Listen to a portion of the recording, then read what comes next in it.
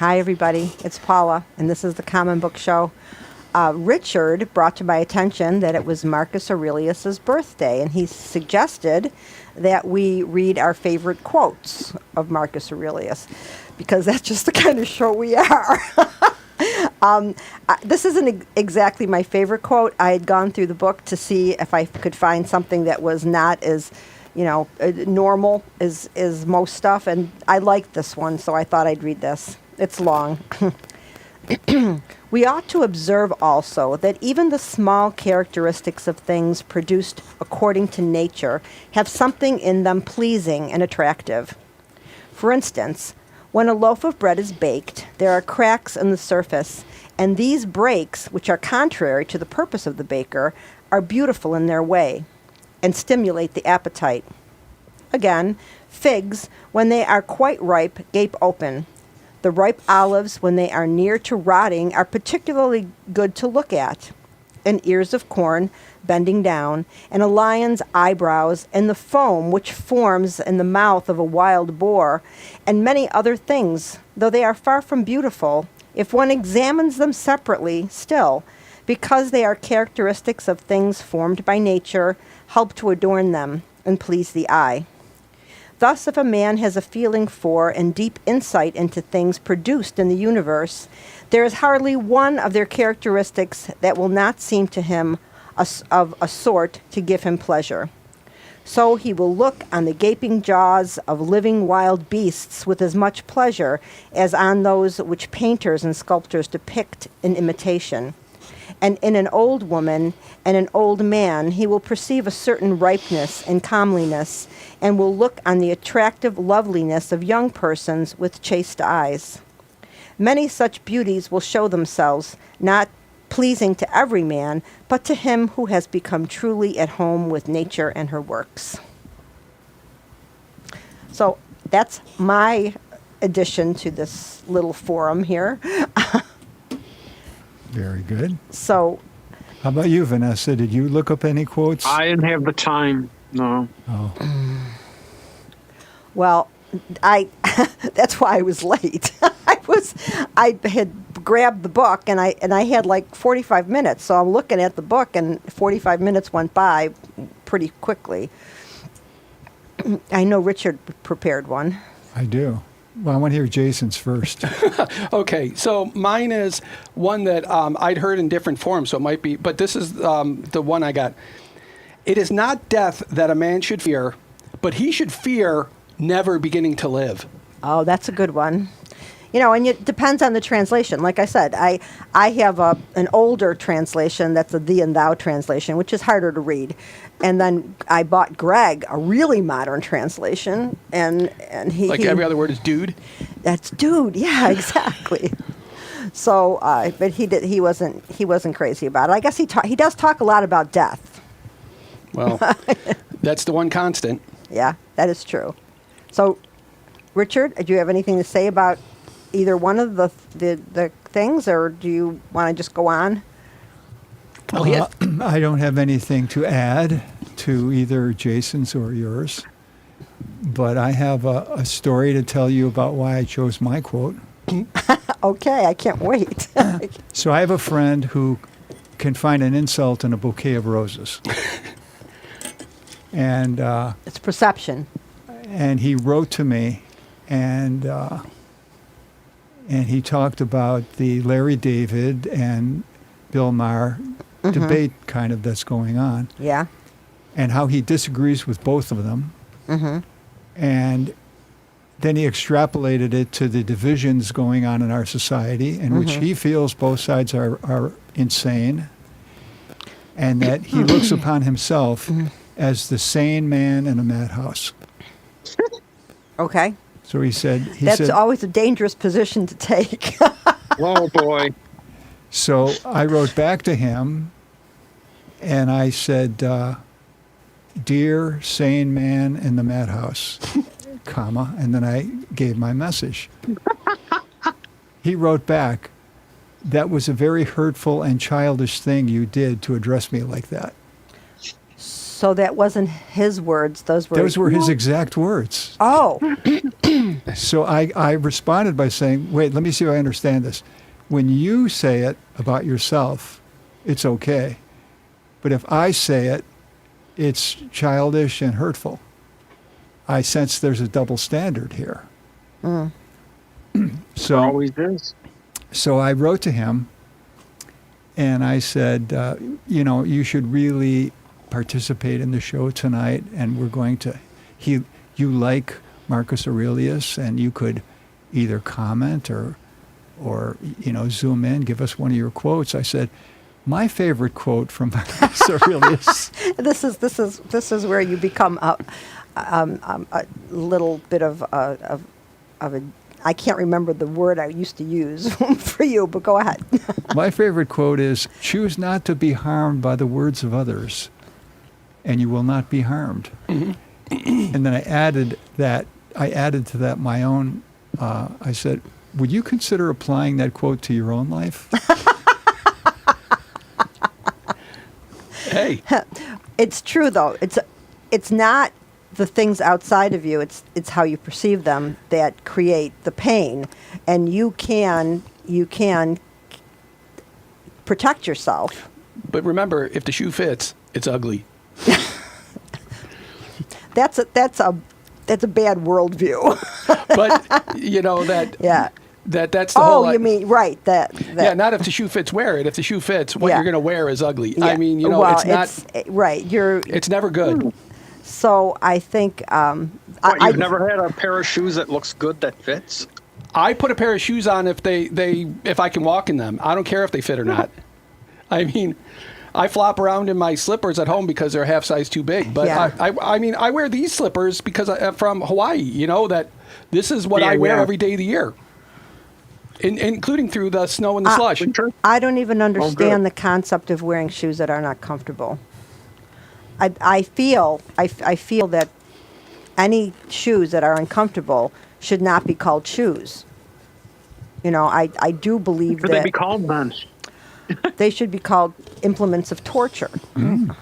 Like high heels, for instance. I Well- love high heels. I think they're Are they actually... comfortable for you, Yeah, though? But- the ones I have, Oh, yeah. see, I have never, ever worn a pair of high heels that felt comfortable on my feet. Ever. I mean, I've worn stack heels that are just up a little. They're up, but they're not pointy at the bottom. I don't like the pointy ones, like Yeah. the But pointed... do you know who the high heels are not for the person wearing them? The whole point is to tighten up a woman's butt because you have to flex your legs and your glutes. And it changes the whole shape. It changes the muscle in your leg. And that's you can't why wear flats anymore. That's why it is. It's not for your own comfort, and that's why it's so mean to women. And that's why men invented them. I disagree. I think they're quite comfortable. Well, Then you have at it. then you must have I a do. tight butt. Isn't there like a threshold that if you wear high heels beyond a certain amount of time, like say 2 hours or 3, you'll feel pain?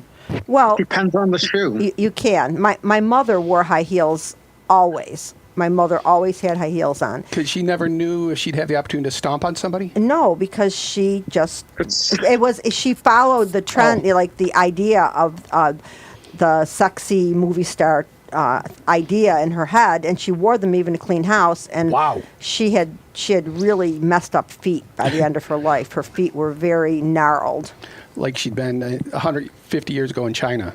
something like that. Yeah, Yeah, bound and tied and whatnot. but So I mean, I did find another quote that I thought was interesting. If you want me to read it. Fire I away. love that. Okay. This was the first one I found, and then when I found that second one, I thought, no, I like that better. I wonder if Marcus Aurelius ever said anything that wasn't like quote worthy and like, get out of my face. You know. I'm sure he said, "Get out of my face" to people. Don't you think? Well, Yeah. everything we read about him, he wrote that to himself. Oh, Right, and okay. he also said, "These are the things to which I aspire." Oh. He said, I have not come to this point, but these are the things to which I aspire." Oh, So, in their dreams, all men are great. well, this one is, I don't remember which one. Okay, it starts off, though you were to live 3,000 years or 3 million, still remember that no man loses any other life than this which he lives now, or lives any other than this which he now loses. The longest and the shortest thus come to the same. For the present is the same to everyone, and though the past is not the same, and what is lost appears to be a mere moment. For a man cannot lose either his past or his future. For what a man has not, how can anyone take from him? These two things, then, you must bear in mind. The first of all, that all things from eternity repeat the same forms and come around in a circle, and that it makes no difference whether a man gazes at the same things for 100 years or 200 or an infinite time. And the second, that the longest liver and he who dies soonest lose just the same. For the present is the only thing a man can lose.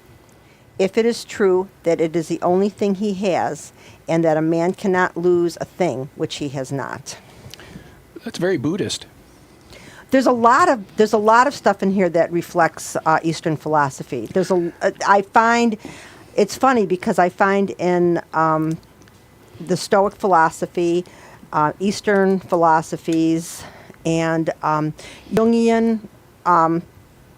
Obviously, he came way after, and he read all this stuff, so he's putting those touches in. There's so much.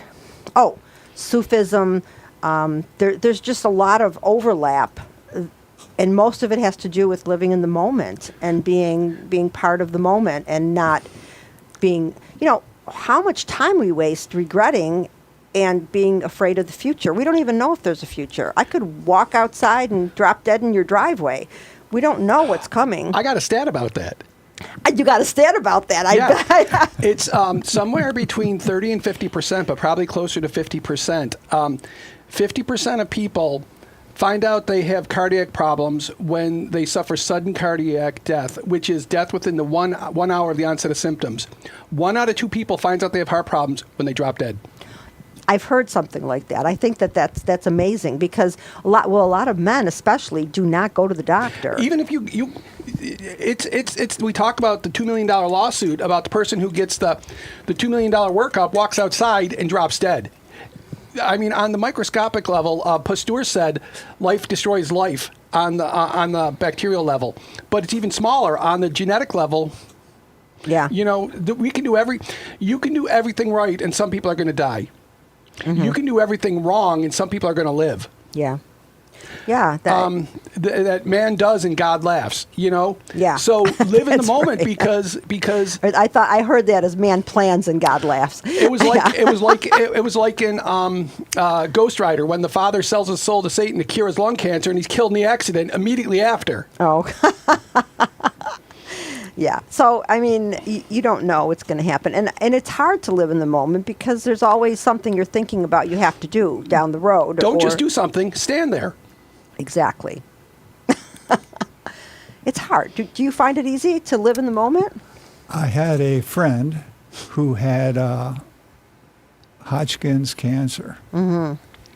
And I said to her, this is in the 80s, mm-hmm. I said, did you come to terms with the fact that you have this and that you have to live in the present? And what do you think her response was? It was very revealing. She said, "Go F yourself." I tried that, but in truth, you cannot live without planning for the future. She said it just doesn't work. I understand that. I do understand that because you make an assumption that there's going to be a next moment.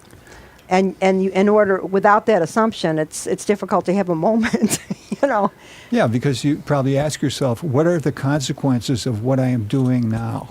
And that puts you in the future. Well, I think it has more to do with, though, the idea of worrying about the future. Right. Or what's going to happen to you. Worrying about, because, Greg and I have had this conversation a lot. You can't deal with something that hasn't happened. Mm-hmm. You can only deal with it as it's happening. Or afterwards. or afterwards. But the thing is, you can't prepare yourself to deal with something that may or may not happen. Right. That's just too much. It uses too much energy, and it takes you. It's like suffering ahead of time. Yes, and so it's wasted suffering. It's wasted suffering. You know, you're gonna suffer at some point. Something's gonna happen. You're gonna suffer, but you can't anticipate that suffering all the time because that's suffering too. Yeah, because I just think nothing matters much and very little matters at all.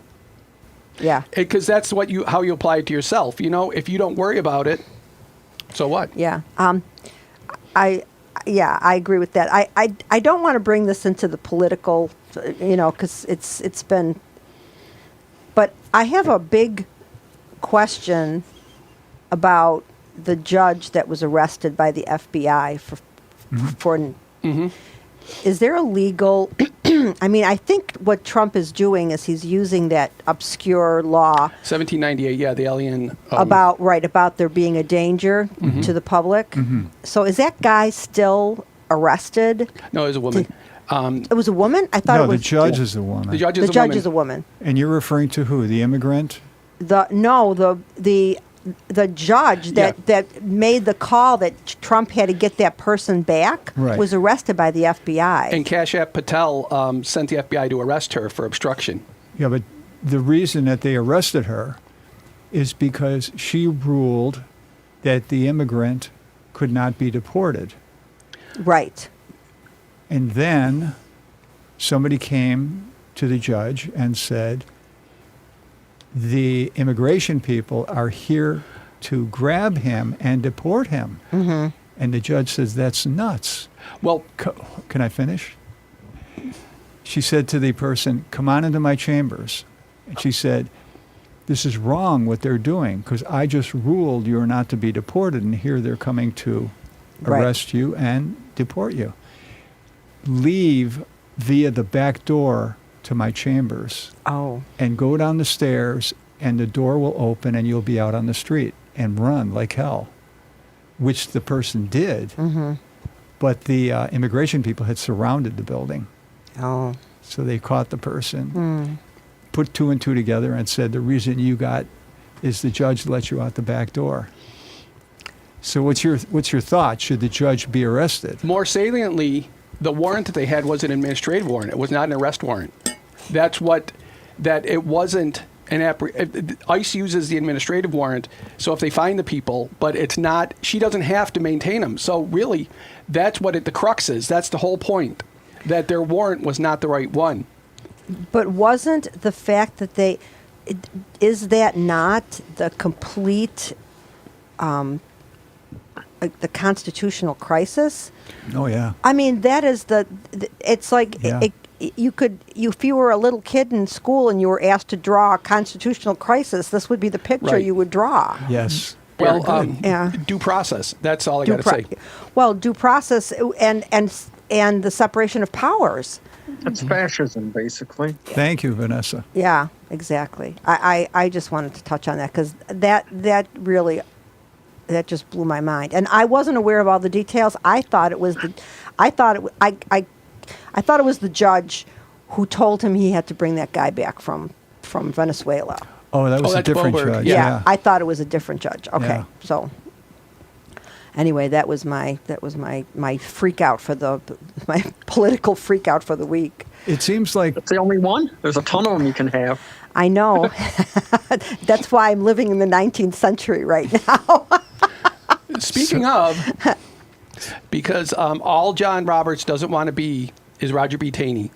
He said every Chief Justice has a case that says, is this going to make me Roger B. Taney? Because Taney was the one who authored the Dred Scott decision, which is the worst decision ever.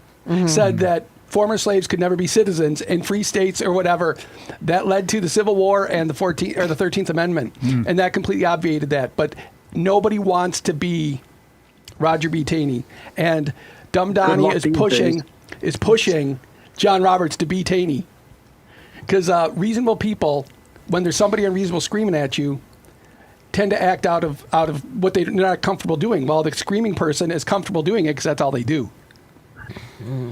so. I here's another example. I wrote to Sal with a excerpt from an article saying that the funding for Meals on Wheels has been discontinued. And I said, Sal, don't you use this? And he said, yes. And he said, let me tell you this. They better come up with an alternative.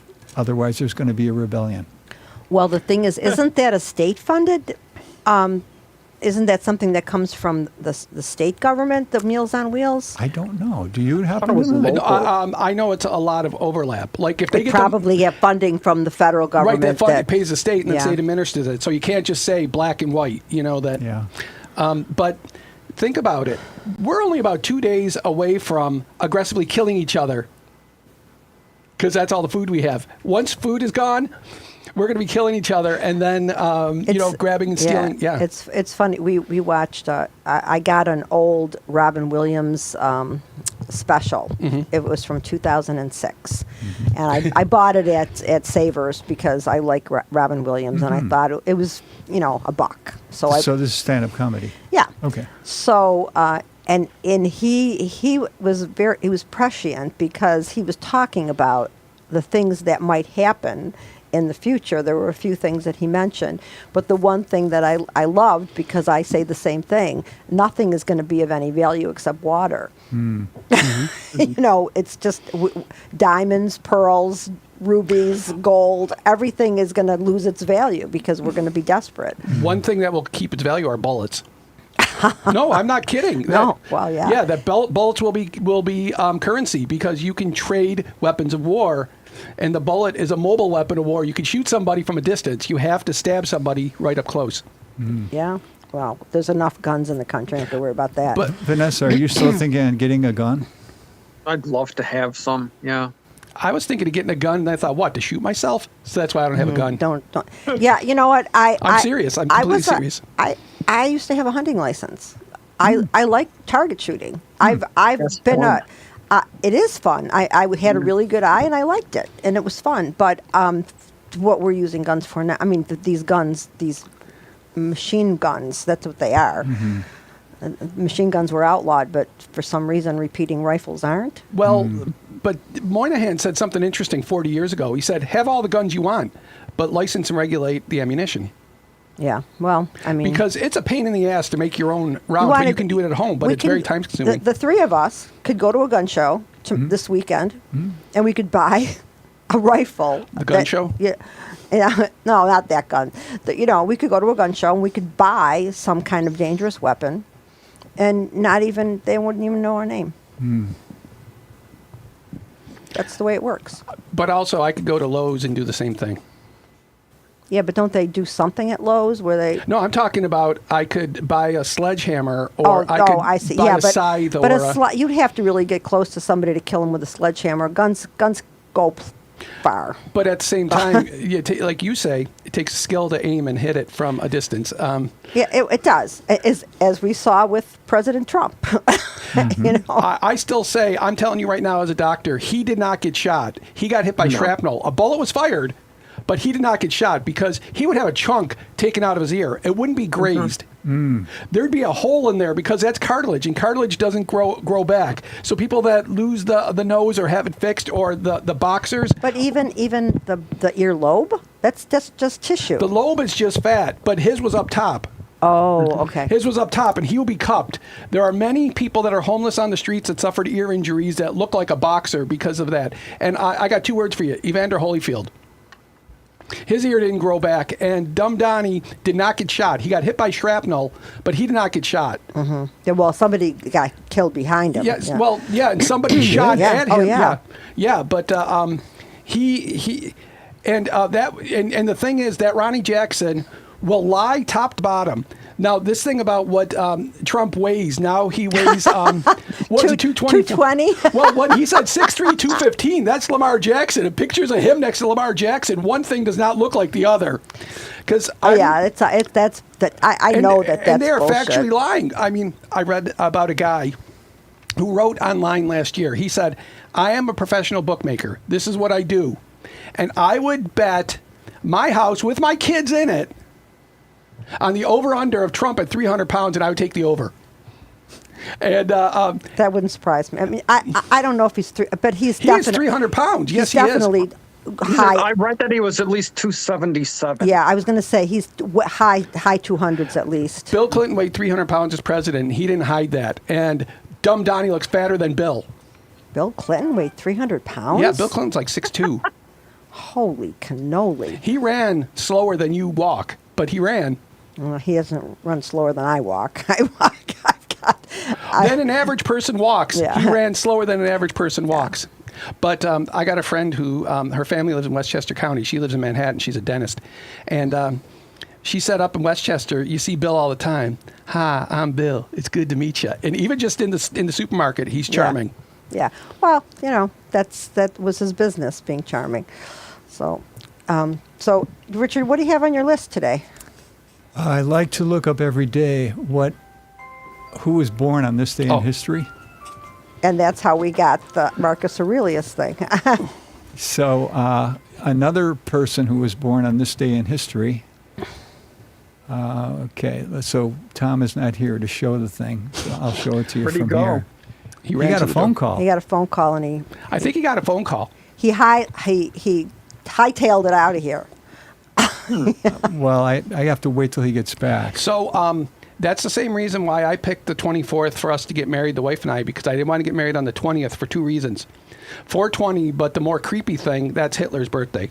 Oh, is it So, really? Yeah, so that's why I picked the 24th. Mr. Windsor, can you put up the picture I sent you on Vincente Alexandre? There. Oh. Born on this day. Huh. Now, do you... I don't know him. I've never heard of him. Okay. So would one of you like to read one of his poems? I would read it. Okay. Tom, can you go over to the next slide? Is it in English? That is my only... Okay. I was born when your first tear fell, when the world's thirst overflowed from your eyes. What do you think? I don't know if I understand it. I was born when your first tear fell. Is it a love poem? Is that a love poem? Well, you have to interpret it. Okay, so I would say that he felt, as you would say, born again when the first tear fell from his loved one's eyes and the world's thirst overflowed. When your first tear fell and the world's thirst overflowed from your eye. She was crying either tears of joy or sadness, and he was reborn in that, and his heart went out to her, and he fell in love with her. That's my interpretation. It's because it's my worldview, right? That's my... Wow. What's your interpretation? I was still working on it. I was still chewing it up while Paula was expositing so positively because I wasn't coming up with much more. See, the key thing is the word your. Yeah. When your first tear fell. Yeah. Who is the your? Indeed. And then that would really... Unless it could be his child as well. Wow.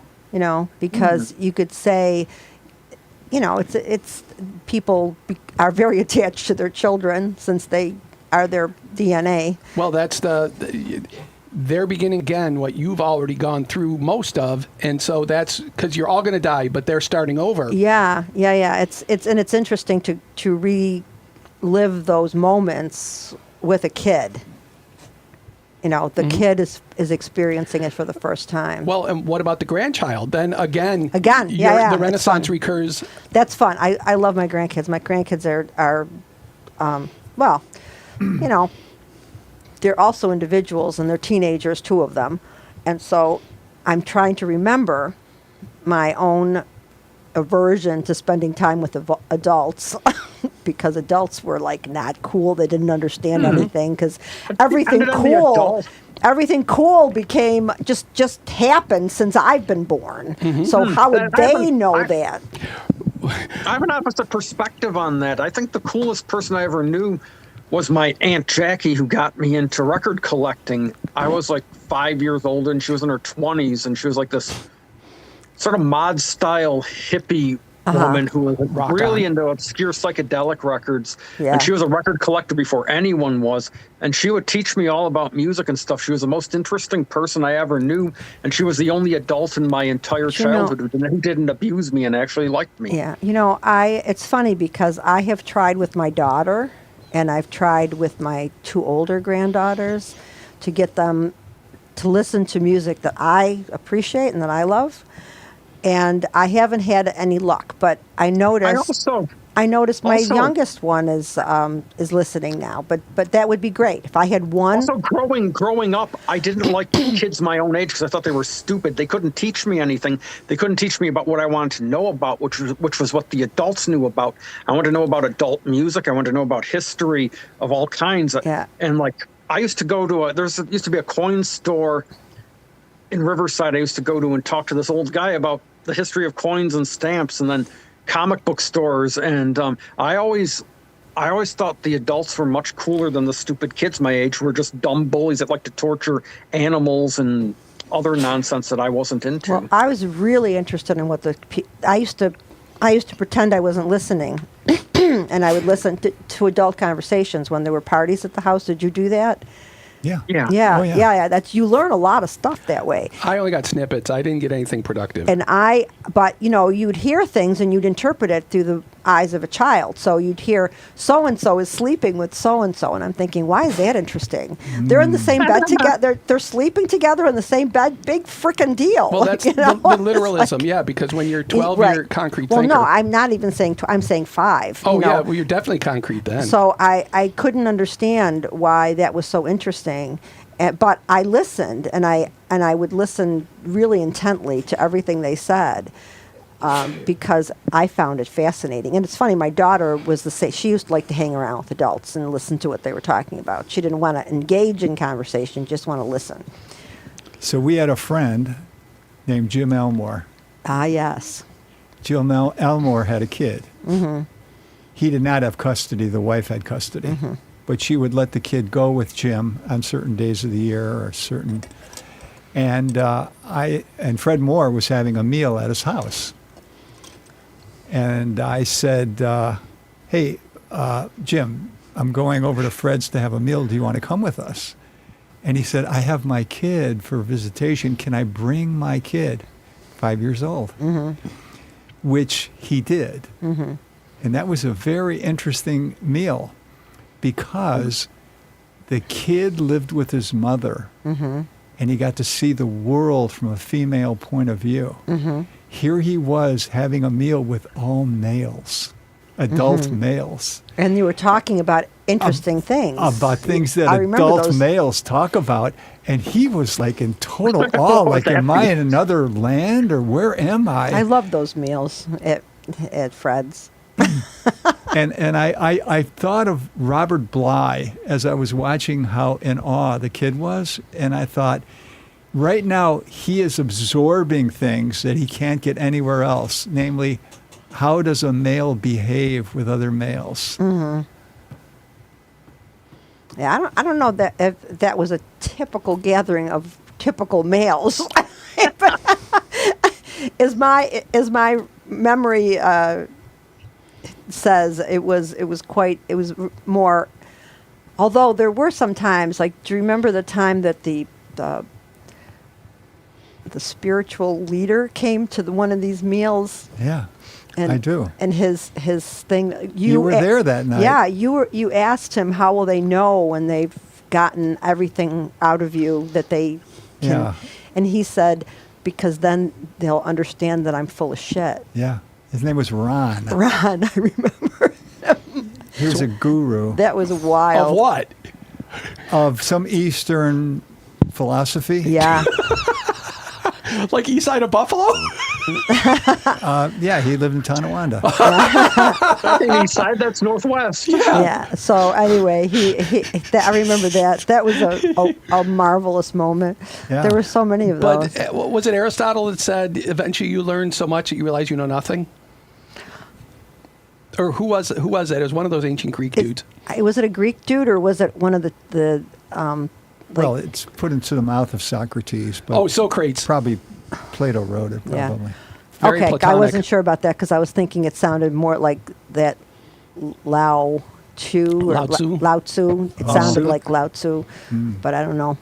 Well, I got in a big fight with somebody who I outbid for a book on eBay one time. Yeah. He was so mad. You have no idea what this means, this book. And I said, how the hell do you know? You know? well, you know how you irritate those people who say, but I love the cover. Oh. And then they flip out. They lose their stuff. They go Yeah. nuts. Yeah. How dare you overbid me on this book? They actually messaged you? Yeah. Money talks. How's that possible? I don't know. That's impossible. They did message me and they were very upset. Wow. Well, I had a selling platform, so they just, because my name is, so but anyway. I was looking at complete Arabian Nights on eBay, but I didn't buy them, but I was going to because, there were about 300 of them.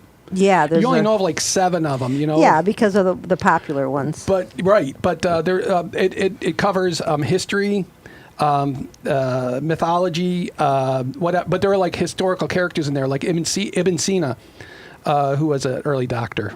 He was in there. But but like Sinbad and Alibaba and the 40 Thieves. Yeah. Sinbad, the bad comedian. No, Sinbad the sailor. You're not funny. Popeye. Neither Yes, is she he. is. Neither is Sinbad the comedian. So this is where I am in this book. Look at this. I'm like, I would say, not 50%, 40%. 45%. But there's a lot of interesting information 9 out of 20. in here that I skipped a whole part of it that was just talking about rivers, like the river. I read it. The Tiber, the Po.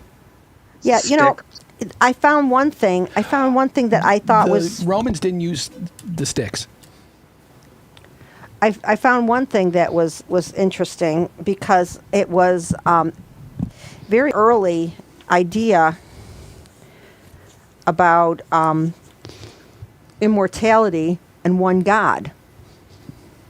So I did there's a lot of words here I can't pronounce, but this was back in like 580 BC.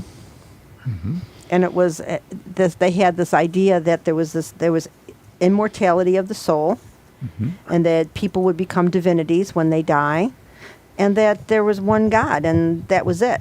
So I thought that I actually thought that the Hebrews got it from the Akhenaten, who was an Egyptian, who believed in the sun god. And I thought that was kind of came through the idea that there was one God and it was the only God. Although they didn't believe it was the only God, they just believed it was the true God. They knew there were other gods out there, but they didn't believe in them. But Maybe it was the Mitagesai. how the hell do you know how to say that word? I've got that word right here, Mitagesai, and I've been trying to say that goddamn word for days. I've been reading this shit. Not just a hat rack, although it's working as a hat rack today. Mitagesai. Mitagesai. You are so... But you think of it I look at it from the Pacific Islanders, that there are gods everywhere, but they weren't the God you're thinking of. They were mythical, powerful beings that were not indestructible, but close to it. But they were more than human. But they weren't the savior of man. Yeah. That they were just the god of the water. Like in Hawaiian, wai means water. That's an interesting point, but I just want to tell you, I could read this whole book, read that word 100 times, and never remember that word again as long as I live. So you just blew my mind. Because I guess it's hard to remember words you don't know how to pronounce. Well, I got to tell you, I curse Bill Gates for teaching me something, because I played Age of Empires 2, Age of Empires 3, all the expansions, and damn that man, I learned something. I was like, come on, man, I want to play a game. I don't want to learn anything. What was it? Did it have to do with? Oh yeah, that all the characters, like the Hackapel or now I haven't played in a little while. Now I'm forgetting, but the whole idea, like the Spahis. So it's from a military lens, but the character, you learned that stuff because he designed this game. No, he was Microsoft. So Microsoft it trickles designed down the hill. So somebody had to know about it to design a game that was that intricate but about. That's where all the research goes into it. You want to, unless you're making a completely imaginary world, you gotta make it work. Yeah. Like if you have a Napoleon game, you gotta have Napoleon and other guys. You gotta have it in 1805. You gotta. Well, Napoleon, I could even say that Napoleon. See that? I can pronounce that word, but these words are so. Well, I'll admit to guess you right to the end. I thank you. I'll call you one day and I'll say, what was that word again? Admit to guess click. That's the thing. Speaking of click, what I'd heard about Robin Williams when Steven Spielberg was making Schindler's List, it was a downer on the set. You know? Robin Williams would call up. I don't know if he would tell Spielberg he was going to call, but he would call, give 30 minutes. They put him on speaker, and he'd just go nuts, and then he'd just hang up. To break the to break him up. Because it was a very dark. Well, that's Seinfeld making out during Schindler's List, and his mother ripped him a new one. I don't remember that, but I've seen it.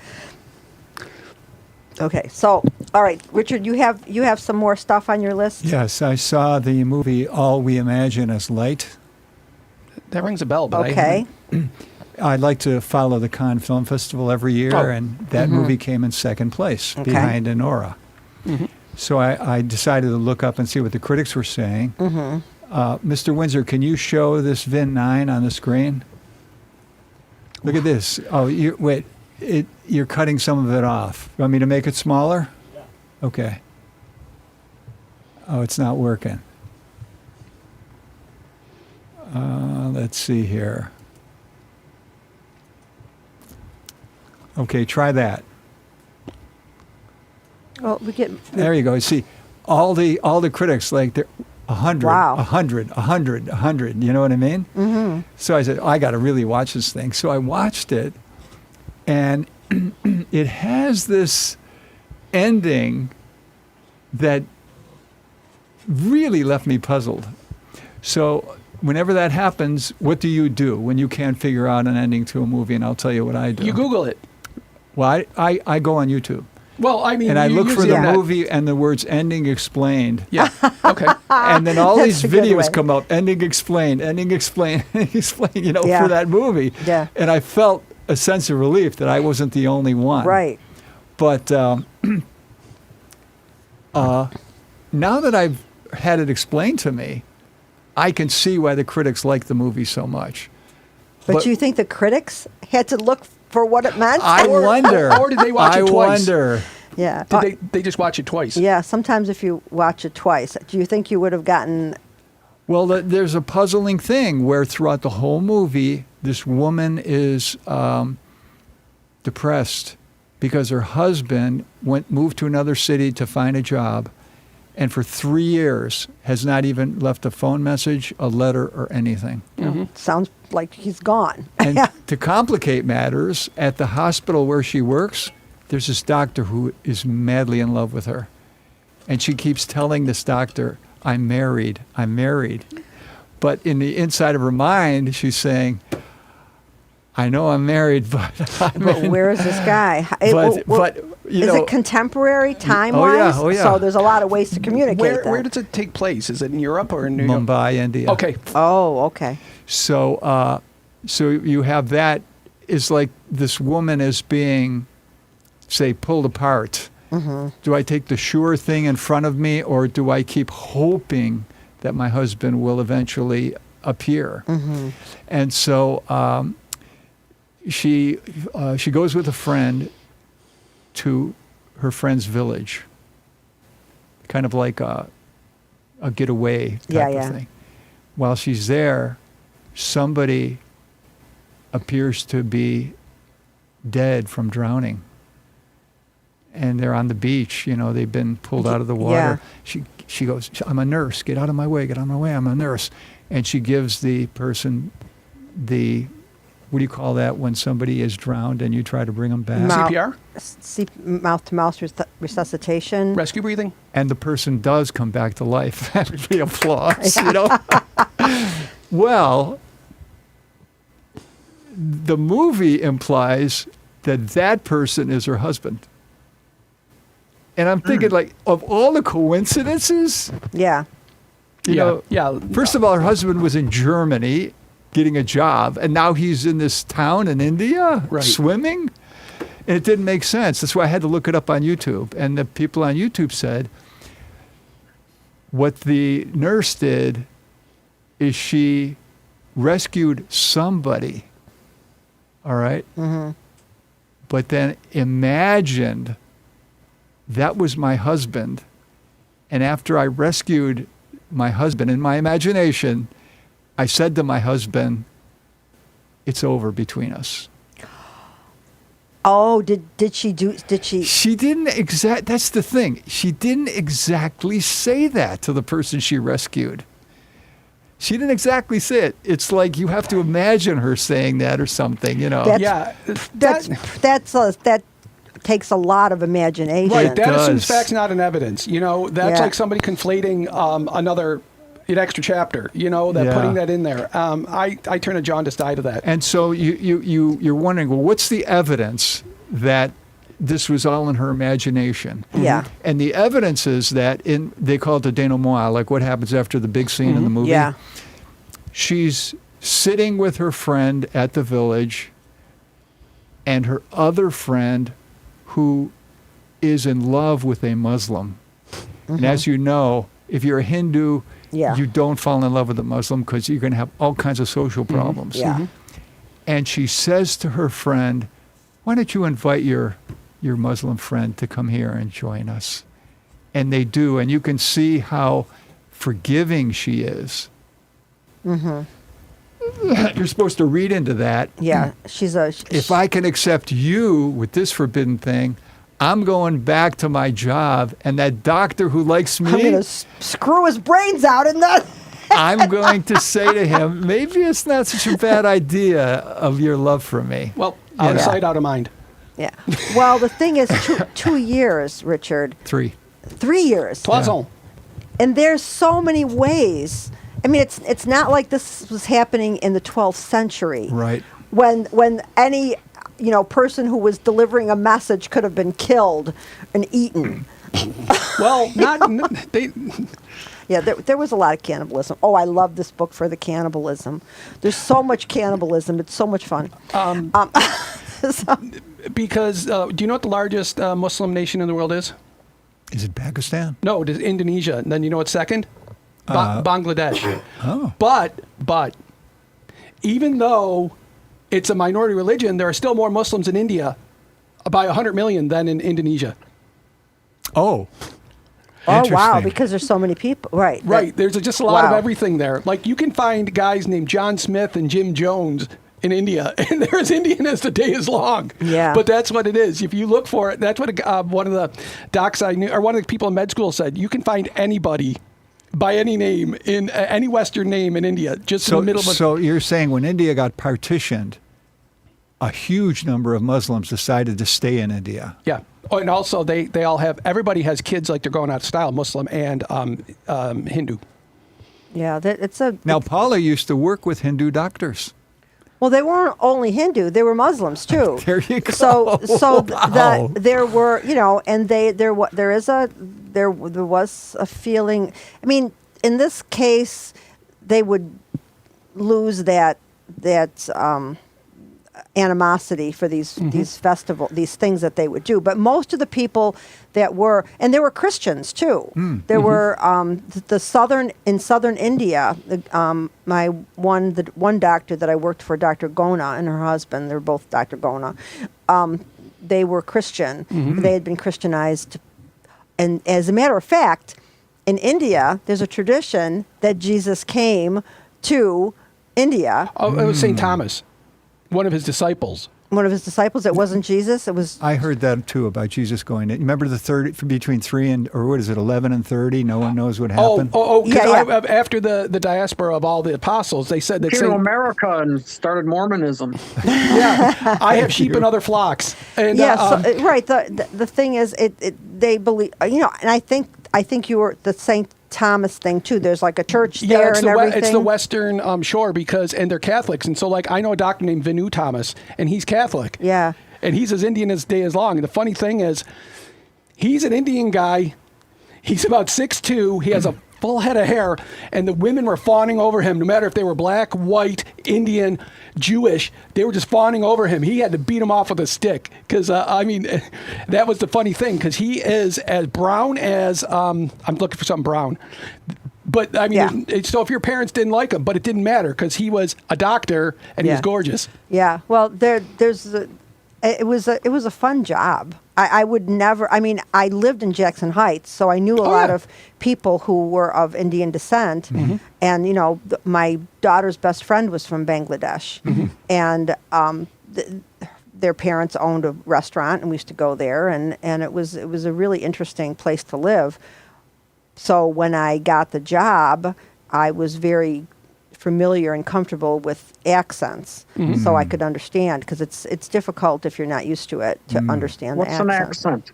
I mean, like I think here everyone in Western New York has a very distinct accent. Yeah, but it's an Indian accent, and so Right. and I had to take. It's a matter of perspective. Yeah, I had to take notes. So. But there was a doc with whom I worked in South Carolina who was from Texas. But when he would talk, there was one of the Hemont guys was ethnically Indian. And when he would start talking with him, his voice would go like this, even though he didn't talk like this. And then he'd start talking with his Texas drawl again. But talking to him, his head would start doing that thing, and he would start, and he would talk like he was back in the old country. Well, I guess it's where I think people do change according to their comfort level with the people they're with.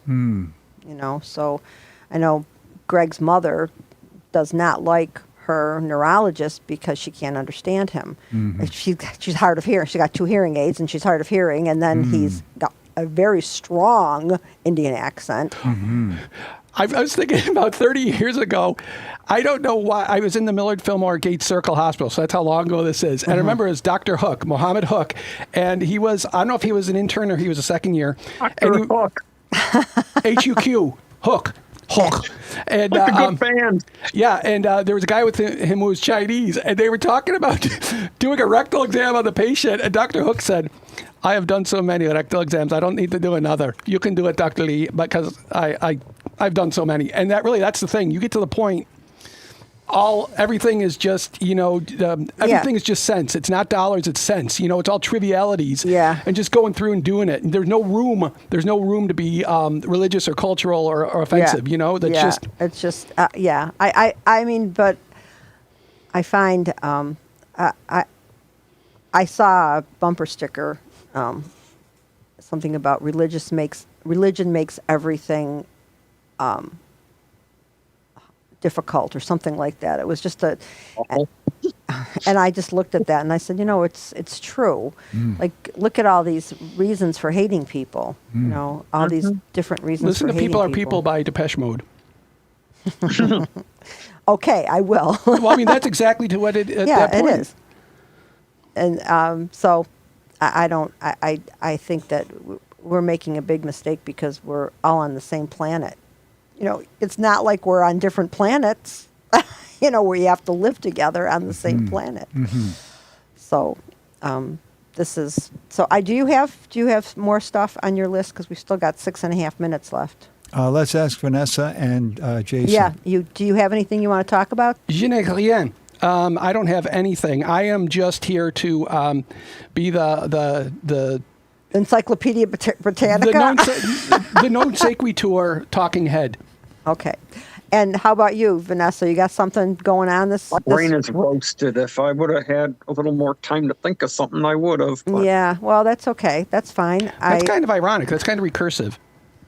Yeah, I'm not like I said, I went home from my yoga experience and I took a nap. So what yoga form do you use? What style do you do? I just do a gentle yoga. Oh, okay. Yeah, it's not it's nothing, and like it's not flow or anything. Yeah. And I just do that because it's really good for me to do it. Do you know what's the coolest yoga pose ever? The coolest. Scorpion.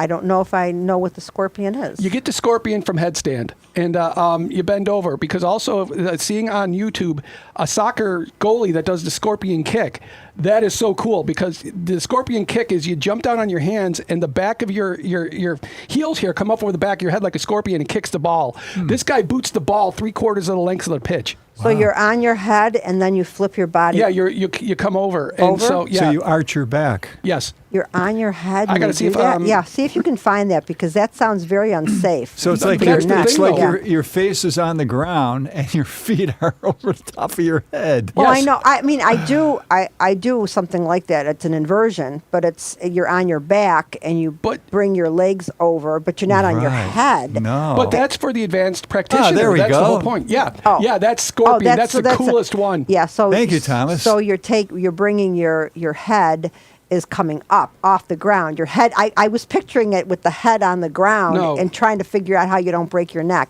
Yeah. Oh no. I was a- Paula was an advanced yoga person. I was a Vrishikasana. Yeah, I was a when fourth you level. were at your peak, could you do that? No, I couldn't. No, I've never had a lot of arm strength, so I wouldn't have been able to do that. Like that. Oh, I could do something like that. But, the whole point is you do what you can. I Yeah. mean, Oh, I know. My, That's- my wife is a 500-hour teacher, and she can't use much of her left arm. So she can't do poses like this, but she could still do all sorts of the stuff. And I did. I mean, I used to do a lot of. I can't get. Since my hip surgery and there's a couple things, but I've got a lot of scar tissue. So now when I'm stretching, I notice that I'm getting further and further. Red Hot Chili Peppers. It takes a lot. It takes a lot of stretching to get further. So 'cause you there's- you notice when you're making progress. Oh yeah, there's scar tissue there though that I can feel. And you shouldn't. Yoga is, if you're feeling pain, that's where you stop. You shouldn't go through the pain. No, there's a point between feeling the stretch and feeling pain that you have to know. And you don't. If it hurts, don't do it. That Where does your wife teach? She doesn't anymore, because she doesn't have time, because she's doing graduate school, and there's no time for me, of course, that I don't even calculate into her numbers. And What's but she going to graduate school for? She's getting a master's degree in media arts. Oh, okay. Because she has a BFA in graphic design, but she was at Shine in the village of Hamburg, Okay. and that she still will, if she can't do one of the morning yogas, she'll go into the office and she'll do it there. Yeah, you can do it in the chair. I mean, Greg was there. He didn't really do. I tried to get him to go to the one for Parkinson's, but he wasn't really that interested. There's yoga for Parkinson's Yeah. people? That Yeah, Lou Main goes to that one. I'm talking about you, Lou. Are you there? well, Or he my did go to that one. I don't know if he's still going. my wife did that for this older couple. She was in house and did yoga training, and it was chair yoga, and they actually got better. Oh, you can yeah, do it was so remarkable, much. because the stuff wife was a lifelong smoker, and she actually became more flexible, and she had longer endurance. you can do hip openers and everything from the chair. The chairs, it's really. I had when I had this group of women, I had this idea that I wanted to get after that Harvey Weinstein thing. I started getting like I think I need to have a group of women around me, and we're gonna talk about things and talk about the things that happened to us when we were younger and how they affected us and blah blah blah. Well, it never turned out that way because nobody really wanted to talk about it. But we did do things like I had somebody come in and do chair yoga, and we did a journaling thing with someone, and we did an art project with somebody else, and it was like just kind of healing kind of stuff. But what I really wanted to do is I wanted to open up and talk about, everybody has something that they don't want to talk about, and why I'm not a psychologist, why I thought they'd open up in this group of women, I don't know, but I was ready because I had already opened up. But And the purpose of the group was to get together and talk? to get together and talk about how the things that happened to us affected us I see. as we've gotten older. Oh. And so I'm going to go to Gwen's English class, and I'm gonna be the visiting poet in her English class in Ellicottville. Sure to tell me how that goes. And Yeah. in the last 50 seconds, I'll say I did not write a poem for this week. So my atrocious, primitive trash that I write, my Bukowski-esque. It's not trash. You can't look at it that way. I thought I was going to ask you if you wanted me to. I would send you a poem, not of mine, but a poem that I like, that I think is a great poem. Like once in a while, I'd send it to you, like either on email or something like that. Well, a poem that I like was Paradise Lost, and I'll end the last 15 seconds. No, You're not going to try to read it now, are you? No. The point was, Read it. even the demons, the philosopher demons, could not come to conclusions because they were corrupted. They were thinking all the time, the philosophers, and they couldn't get a solution because they were corrupted. And that's the show. That's the show. Well, okay, then bye. Thank you.